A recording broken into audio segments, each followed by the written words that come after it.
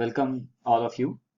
So, Organization of Commerce and Management subject, chapter number 1, Principles of Management. And we are going to discuss about one of the subtopic of the chapter number 1, that is Principles of Management.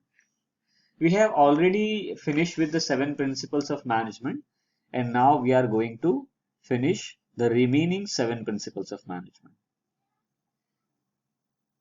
So principle number 8 is principle of remuneration. Now what is remuneration? Pay or the financial consideration that we give to someone who works or completes a job. So according to this principle, the remuneration payable to the employees should be fair to both employees and employer. The employee should get fair wages which ensures at least a reasonable standard of living. On the other hand, it should also be within the paying capacity of the business. The remuneration should be fixed by taking into consideration the skills, expertise, knowledge, tenure, cost of living, market trend, profitability of organization, etc. Principles of remuneration क्या कहता है कि जो employees को remuneration दिया जा रहा है या जो उनको पेमेंट किया जा रहा है उन्होंने जो काम किया उसके लिए वो जस्टिफाइबल होना चाहिए, यानी कि रीजनेबल होना चाहिए। और साथ साथ में एम्प्लॉयर को ये भी देखना है कि वो जो रेम्यूनरेशन पे कर रहा है वो उसकी कैपेसिटी के अनुसार है। जब एम्प्लॉयर और बिजनेस ऑर्गेनाइजेशन किसी भी व्यक्ति का रेम्यूनरेशन फिक्स कर रहा है तब एम्प्लॉयर को उसकी जो गुण है, उसकी एक्सपर्टीज है, उसको किस चीज का उसका नॉलेज, कितने समय से वो काम कर रहा है, आजकल कॉस्ट ऑफ लिविंग क्या है, मार्केट में क्या ट्रेंड चल रहे हैं, बिजनेस कितना प्रॉफिट कर रहा है, इन सभी पहलुओं को ध्यान में रखते हुए रेम्यूनरेशन फिक्स करना है। Principle number 9, principle of scalar chain. In any organization, usually the communication flows from the top level to bottom level or from bottom to top. So if a director wants to convey a certain message to everybody till the level of workers, he will pass on this information to the manager, who in turns will pass it into the departmental head. The departmental head will pass on the information to the supervisor, and the supervisor will inform the foreman, and foreman will inform the workers. So sometime you may not have enough time to pass on the information in this form. So if there is some urgent information which is to be passed on, then the cross communication should be allowed, which is known as gangplank. किसी भी संस्था में जब सूचनाएं दी जाती है तो वो टॉप लेवल से बॉटम लेवल पे भेजी जाती है, या ऐसा भी हो सकता है कि बॉटम लेवल से टॉप लेवल। जैसे कि मान लीजिए अगर डायरेक्टर को किसी मैसेज को कम्युनिकेट करना है वर्कर्स को, तो क्या करेंगे, पहले वो जानकारी मैनेजर्स को देंगे, मैनेजर वो जानकारी डिपार्टमेंटल हेड को देगा, डिपार्टमेंटल हेड वो जानकारी पास करेगा सुपरवाइजर को, सुपरवाइजर वो जानकारी देगा फोरमैन को, और फोरमैन वो जानकारी देगा वर्कर्स को। लेकिन कभी कभी इतना समय नहीं होता कि ये जो फॉर्मल कम्युनिकेशन का जो चैनल है उसको फॉलो किया जाए, इसीलिए कभी कभी क्रॉस कम्युनिकेशन भी अलाउ किया जाता है बिजनेस ऑर्गेनाइजेशन में, जिसको कहा जाता है गैंग प्लैंक। तो चलिए अभी समझते हैं कि गैंग मतलब क्या। Gangplank, a gangplank is a temporary arrangement between the two different points to facilitate quick and easy communication. So this is useful when there is some kind of emergency of communication. Suppose there are two employees or subordinates of similar level from different departments and they want to communicate something. So in this case, gangplank is useful. Let us take an example.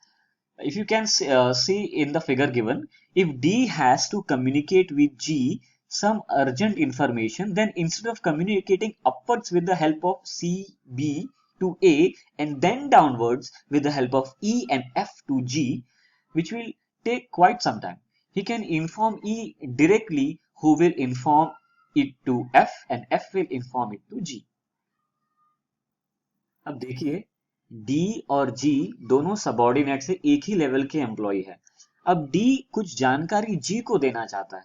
Normal case में क्या होगा, D को ये जानकारी उसका जो head है C को देनी होगी, C ये जानकारी ऊपर पास करेगा B को, और फिर B से वो जानकारी जाएगी A को जो टॉप लेवल पर है, फिर वहीं से वो ए पास करेंगे जानकारी ई को, एफ को, और फाइनली वो जानकारी जो डी पास करना चाहता था जी को, वो जी को मिल जाएगी।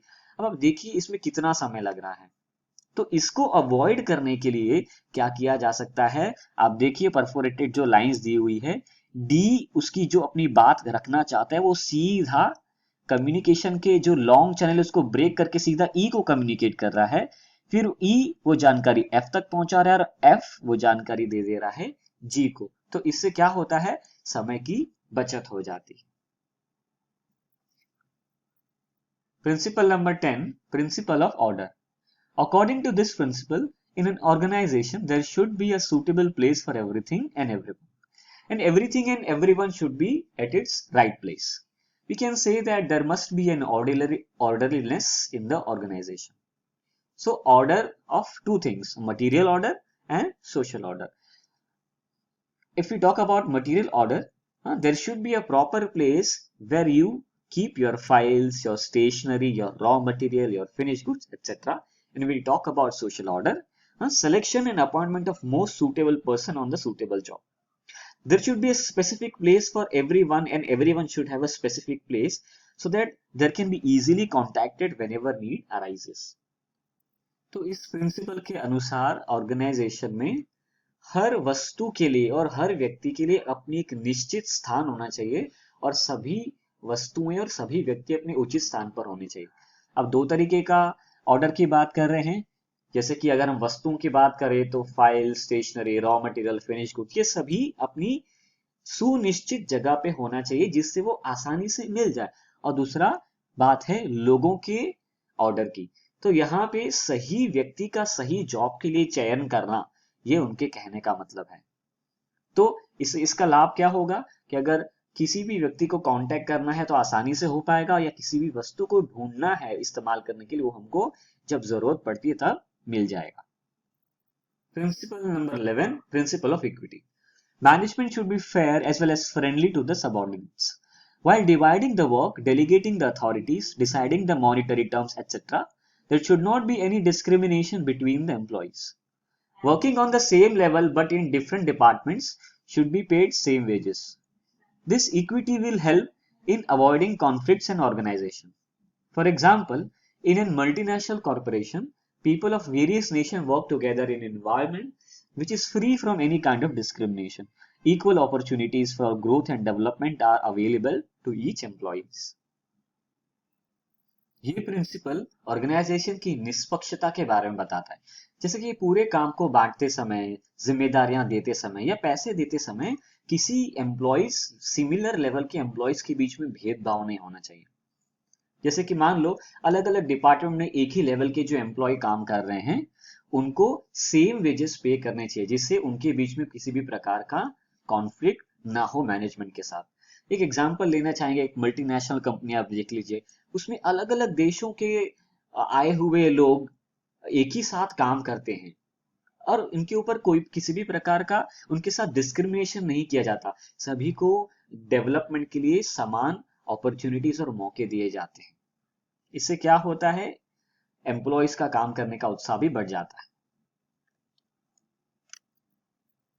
Principle number 12, principle of stability of tenure. At the time of recruitment of employee, the management should assure them about the stability of tenure or job security. This creates a sense of belongingness among the employees, and it is also motivates the employees to put more efforts, thereby resulting in higher productivity and higher output. Insecurity in job always affects the efficiency of employees adversely. ये principal employees की job security के बारे में बात करता है। तो जब कभी भी ऑर्गेनाइजेशन एम्प्लॉयज का रिक्रूटमेंट करता है तब उनको उन्हें एश्योरेंस देना है कि ये जो जॉब उनको मिल रहा है वो स्टेबल है, मतलब लंबे समय तक उनको रखा जाएगा। इससे क्या होता है, एम्प्लॉय अपनापन महसूस करता है और मोटिवेट हो जाता है और ज्यादा एफर्ट लगाता है। तो इससे क्या, उसका फायदा क्या होता है, वो ज्यादा एफिशिएंट हो जाता है अपने काम में और जो उसका आउटपुट है वो जिस दक्षता के साथ काम करता है इसका फायदा सीधा ऑर्गेनाइजेशन को जाता है। अगर ऐसा ना हो, इसका उल्टा कर दिया जाए कि उसका जॉब इनसिक्योरिटी महसूस होने लगे एम्प्लॉय को कि मुझे कभी भी निकाला जा सकता है, तो इसका सीधा परिणाम उसकी एफिशिएंसी पे दिखाई देगा। वो कभी इनिशिएटिव नहीं लगेगा, जो भी काम करेगा जितना कहा जाए उतना, तो ये ठीक नहीं है। तो जॉब सिक्योरिटी बहुत इंपॉर्टेंट एस्पेक्ट है। Principle number 13, principle of initiative. Initiative refers to the volunteering to do the work in an innovative way. This principle says that managers should encourage workers to take initiative. They should encourage the workers to come out with new ideas. They can be encouraged with the help of monetary and non-monetary incentives.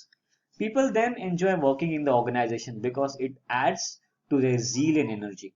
It also helps in creating healthy organizational culture. ये principal employees की पहल करने की यानी कि शुरुआत, खुद से काम को शुरुआत करने के बारे में बता रहा है। तो मैनेजर्स को क्या करना है, अपने एम्प्लॉयज को एनकरेज करना है, उनको प्रोत्साहन देना है कि वो खुद से नए आइडियाज लेकर आए और अलग उस आइडिया को इम्प्लीमेंट करें।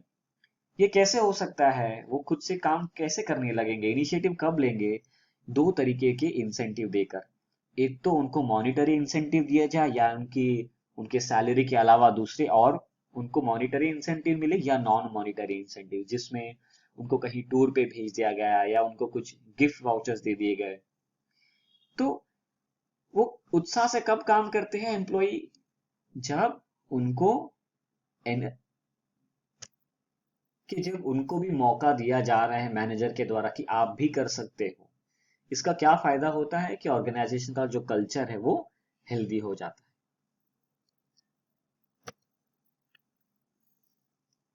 Principle number 14, principle of Spirit day corps, team spirit. Spirit day corps refers to team spirit, that is harmony in work group and mutual understanding among workers. The management should create a team spirit within the various employees of various groups in the organization. All the employees should work as a team towards the achievement of the organizational goals. For an example, in case of sports, all the team members, in case of armed forces, all personnel work for their respective teams. तो ये जो principal है वो organisation में जो लोग काम कर रहे हैं उनके बीच की एकता और सामंजस्य के बारे में बात कह रहा है। ऑर्गेनाइजेशन यानी कि मैनेजमेंट को एम्प्लॉइज के बीच में एक टीम स्पिरिट पैदा करनी होती है। जब सभी एम्प्लॉइज एज ए टीम काम करते हैं एक लक्ष्य को अचीव करने के लिए, तो वो लक्ष्य आसानी से पूरा हो जाता है।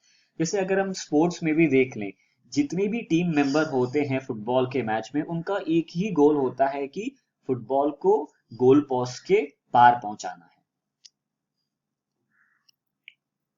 तो दोस्तों, आई होप आपको ये वीडियो अच्छा लगा होगा। I hope that all of you must have learned from this video, and we'll come back soon with another such videos for your continuous education. Thank you.